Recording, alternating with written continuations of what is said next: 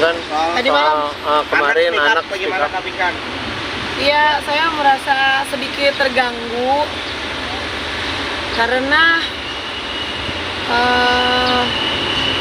udah saya nggak tahu kejadiannya.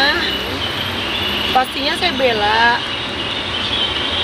Saya cuma kalau ada Michelle di sini, saya cuma mau nanya, Michelle itu tumbuh besar dari kecil sampai besar, siapa yang kasih makan?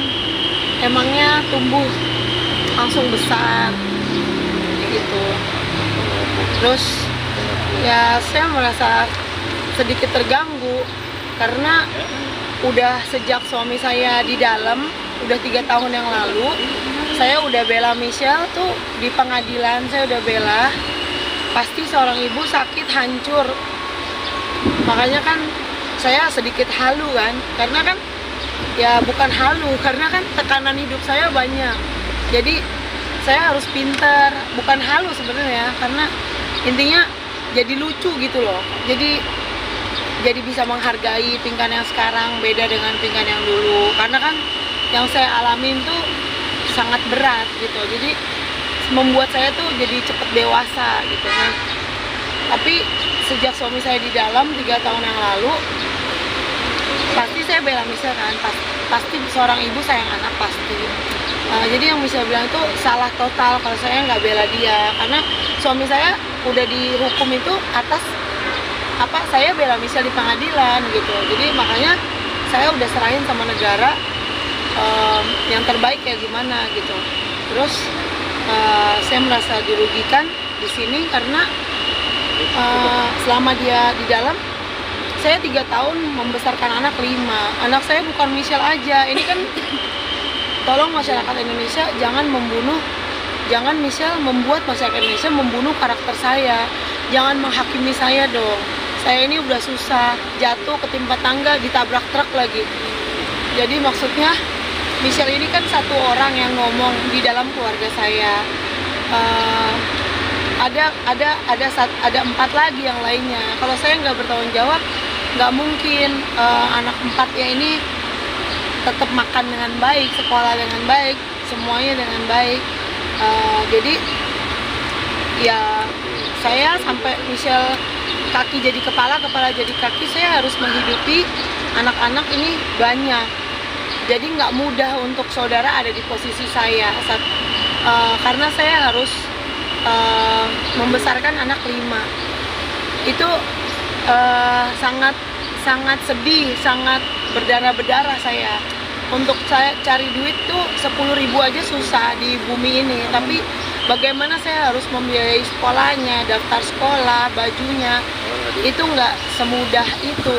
Jadi udah complicated, udah anaknya banyak, udah Michelle nggak bantuin saya di rumah, udah juga saya dibully sama seluruh Indonesia atas statement yang sangat salah. Kalau saya nggak bela, ngapain saya serahin sama negara? Ngapain saya bela dia di pengadilan anak saya? Ngapain? Terus saya bela, saya bela yang salah, yang benar saya bela. Yang benar saya bela. Memang ada cerita di dalam cerita. Tapi untuk kejadian sesungguhnya, saya kan bukan Tuhan. Saya juga nggak ada di tempat kejadian. Jadi ya saya nggak bisa mengawasi anak saya 24 jam karena saya harus bekerja setiap hari, banting tulang sampai jual cobek dan lain sebagainya yang selama ini saya tutupin. Saya tidak pernah nangis di hadapan kameramen tapi di balik itu setelah saya di TV, saya tuh kepala jadi kaki, kaki jadi kepala. Saya sampai nggak ada waktu untuk saya ke salon apa segala macam karena saya selalu urusin anak-anak aku gitu. Anak-anakku butuh makan segala macam. Jadi tolong jangan menghakimi saya, jangan mendengar satu cerita dari anak saya yang anak saya ada 5. Michelle ini satu-satunya anak yang karakternya sangat berbeda dengan 4 yang lainnya. 4 yang lainnya ini sangat sayang banget sama saya. Saya pun tidak pernah membedakan, semuanya disayang. Michelle pun, apalagi Michelle akhir-akhir ini tiket pesawat murah saya robek, saya ganti tiket yang baru. Mama ada, ngapain dirobek? kamu nggak boleh naik pesawat yang murah, harus yang mahal. Emang mami punya? Udah nggak usah tahu, mami punya. Itulah air mata ibu. Sampai saya ke Bali jemput Michelle, bukan mau ngurusin saya pengen ketemu Michelle karena sejak kejadian itu Michelle udah di luar rumah. Sejak kejadian itu Michelle diasuh sama papanya, tapi sekarang dia sudah bandel. 5 bulan ini dia tidak tinggal bersama papanya dan tidak tinggal bersama saya. Bagaimana saya mau bicara dengan anak model begitu gitu. Jadi nggak mudah untuk jadi saya, dan saya juga kan bukan cuma Michelle anaknya, saya ada anak yang lainnya, apalagi ada yang kecil-kecil yang piik-piik itu. Saya harus mikirkan mereka tumbuh besar tidak ada papanya gitu.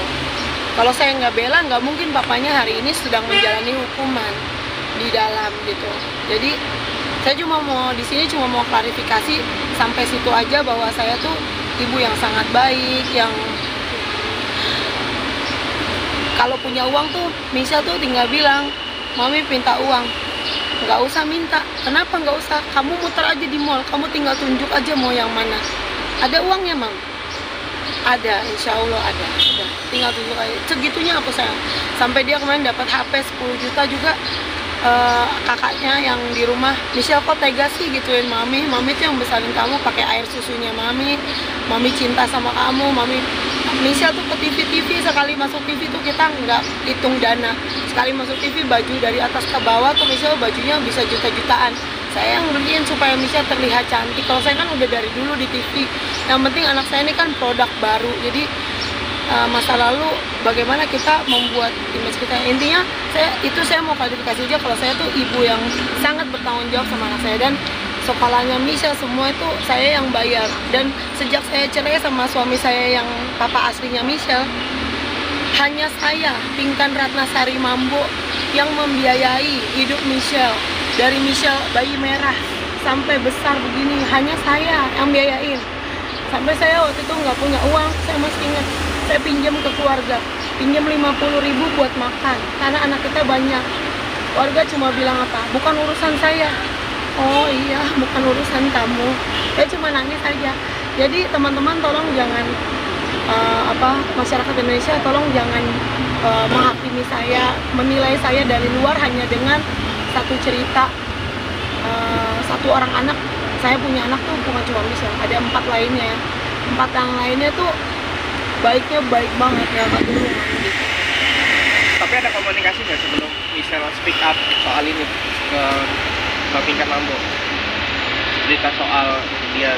Terakhir tuh dia, jadi sejak 5 bulan yang lalu dia udah tinggalnya tuh di rumah temennya, tidak bersama papanya, tidak bersama saya. Jadi dia anaknya nakal, nggak bisa diatur. Dia maunya dugem setiap malam. Ada yang lain satu dan lainnya yang parah. Tapi saya nggak mau ngomong di sini, saya nggak mau jelekin orang.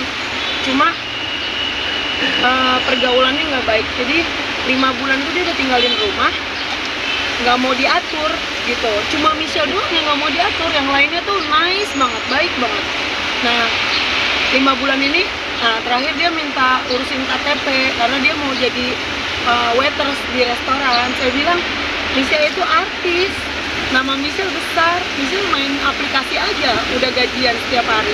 Mami ngajarin bisnis, tapi dia milih untuk jadi waiters.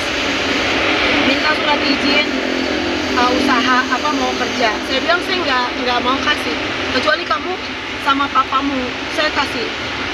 Tapi kamu tidak sama papamu, kamu di jalanan, jadi saya nggak kasih kamu kerja. Tidak ada izin, nggak ada izin dari aku. Saya maunya kamu pulang ke rumah atau ke rumah papamu, jangan di jalanan gitu. Pak, dalam artian berarti Pinkan tidak mengetahui kejadian saat Michelle dilecehkan oleh ayah tirinya di tahun 2018 atau gimana Kak? Dia sempat cerita gitu di tahun Mbak Pinkan ya, jadi kejadian. Setelah kejadiannya kan saya nggak tahu, karena saya kan nggak selalu di rumah. Saya harus banting tulang untuk dari saya nikah sama suami yang ini, saya selalu biayain rumah tangga tuh sampai kalau boleh tangan saya buntung tuh sampai buntung deh. Saya tuh cuma taunya cari uang aja untuk anak-anak. Makanya misal ketika kejadian itu terjadi, saya nggak tahu kejadiannya kan, karena saya bukan Tuhan yang tahu kejadiannya. Terus dia cerita terus Saya dengar, terus saya shock, jatuh shock, hampir gila. Intinya hancur seorang ibu. Kita ciumin anaknya. Anak tuh kan kita ciumin setiap hari, yang begitu lucunya Michelle itu. Kalian bayangin lah setragis apa. Kalau nggak masih hidup aja saya udah syukur, ya bener nggak? Kalau maling aja kita mau gitu kan. Saya mau ngomong, tapi itu kejadiannya udah sehancur-hancurnya seorang ibu, hancur. Nah saya bilang dia, makanya saya usir kan, untuk dari rumah saya usir. Tapi satu dan lain hal, kadang-kadang dia mau ketemu anaknya kecil-kecil, saya bolehin ketemu. Nah ketika itu terjadi lagi kan, itu kan misalnya minta tolong saya, tolong dong amanin saya. Oh iya harus, aku bilang. Pokoknya kalau ada Dedi pulang, kamu tahu mobilnya, langsung kamu masuk ke rumah, kamar, kunci kamarnya. Tuh. Tapi ada satu cerita di dalam cerita itu yang saya nggak bisa cerita di sini. Ada yang lainnya, tapi saya cuma pagerin aja sampai situ, karena kalau saya cerita nanti bakalan kepo, terus nanti bakalan meluas. Jadi saya sudah sampai sini aja. Atau juga, dan kita juga harus hargain pengadilan itu sudah mengurus segala sesuatu, dan kesaksian saya semua yang aneh itu saya udah utarakan di pengadilan. Makanya jatuhlah hukuman kepada suami saya. Jadi saya sangat membela Michelle juga. Pokoknya saya bela yang bener aja gitu, saya bela pasti gitu. Kalau ketika kejadian, setelah kejadian nggak ada kayak perubahan sikap dari anak yang bikin curiga, kan nggak tahu kan ya, ada nggak sih perubahan sikap yang bikin kok ini ada perubahan sikap yang drastis gitu? Apa Michelle nggak ada keterbukaan sama ibunya gitu? Dan akhirnya baru malah speak up sekarang. Oh, dia udah speak up 1 tahun kejadian kan langsung ngomong, tapi udah setahun. Aku bilang kenapa baru setahun? Dan itu udah berkali-kali. Bego, intinya kesel lah sama mama, kenapa baru bilang? Ya udah. Terus setelah saya udah tahu itu, hancur lah saya, berkeping-keping, hancur. Saya keluarin lah suami saya itu dari rumah.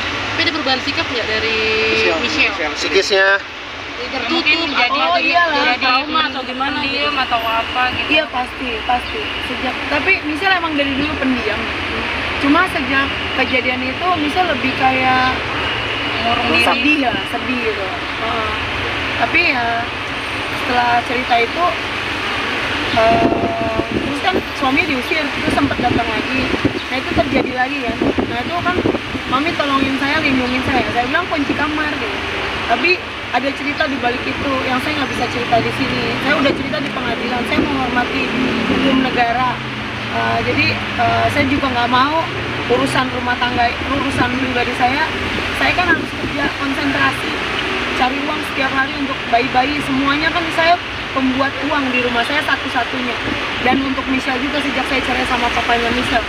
Jadi diri saya tuh harus paling aman karena cuma saya yang kerja untuk anak-anak. Jadi saya cuma sebatas mau klarifikasi aja kalau saya tuh saya merasa dirugikan dengan Michelle bilang saya tidak bertanggung jawab, apalagi tidak membela Michelle. Tidak mungkin, suami saya kan udah dihukum, itu atas pembelaan saya juga terhadap anak saya. Jadi bukan tentang itu sih, karena tentang KTP kemarin dikasih KTP marah gitu-gitu, karena kan dia tidak tinggal bersama papanya, tidak tinggal sama mamanya. Anak macam apa, maunya keluyuran, dugem setiap malam. Nggak boleh kayak gitu, harus di dalam rumah. Nah bagaimana saya mau ngomong sama dia kalau dia aja nggak mau diatur, dia nggak mau tinggal sama papanya dan dia nggak mau tinggal sama aku, maunya dia sendiri kayak gitu. Kak, berarti suami kakak ditahan karena kasus yang Michelle ini bukan? Iya benar. tahun berapa kak? Itu tahun berapa kak? 3 tahun lalu. 3 tahun 2021 dilaporkan di mana kak kalau boleh tahu kak? Hah? Dilaporkan di mana saat itu? Di Tangerang. Polres Tangerang. Iya. Oh, Polres Tangerang. 9 tahun. Setahu saya. Atas kasus pelecehan seksual. Iya, yang misalnya Anak di bawah umur ya? Iya. Tapi kecewa nggak kak dengan sikapnya Michelle yang sekarang ini nih? Sangat kecewa. Makanya saya udah nangis 4 hari sejak. Saya pun nggak berani nonton Michelle ngomong apa, saya nggak berani. Karena saya nggak mau racunin hati saya, karena saya kan harus bikin uang tiap hari. Anak saya pampersnya berapa, susunya berapa, rumahnya semuanya serba duit, nggak bisa kita bayar dengan berdoa dong, harus dengan. Jadi saya nggak mau ngeracunin hati saya. Cuma dengar kata orang ini, saya nggak mau buka, nggak mau nonton karena Saya ngertiin aja dia sedang terluka dan saya cuma mau klarifikasi aja. Kalau kemarin aja saya hampir jadi gelandangan di Bali hanya untuk nemuin Michelle, terus misalnya nggak mau ketemu, saya udah habis. Akhirnya saya jual mobil 150 juta.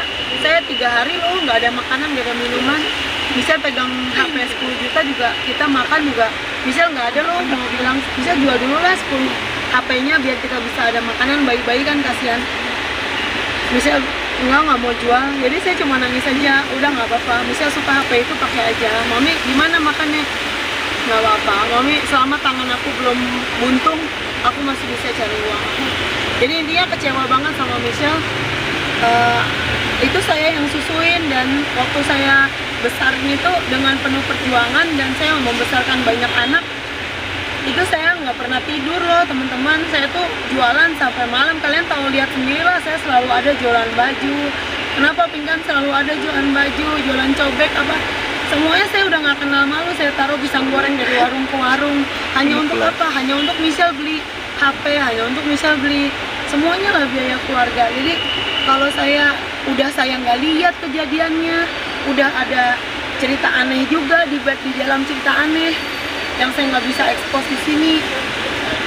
Tapi saya juga kan mikirin anak-anak kecilnya, nggak ada papanya, gimana. Intinya bukan soal cerai sekarang juga nggak apa-apa, tapi kan saya nggak ada waktunya. Kadang-kadang mau ngurus cerai kan mesti urus pampers bentar lagi nih, yang di rumah telepon, "Mam, susu habis." Harus punya uang kan, jadi itu dari mana? Saya harus kerja dan kerja dan kerja. Jadi Michelle udah disayang kayak gitu. Michelle mau minta baju apa juga saya beliin, mau apa juga saya tuh. Michelle nomor 1 dapetnya. Tapi Michelle bisa mencemar pembunuhan karakter ya terhadap saya. Kok saya yang dibully ya? Padahal saya udah jatuh ketimpa tangga, ketabrak truk. Jadi udah susah bukannya bantuin di rumah Michelle.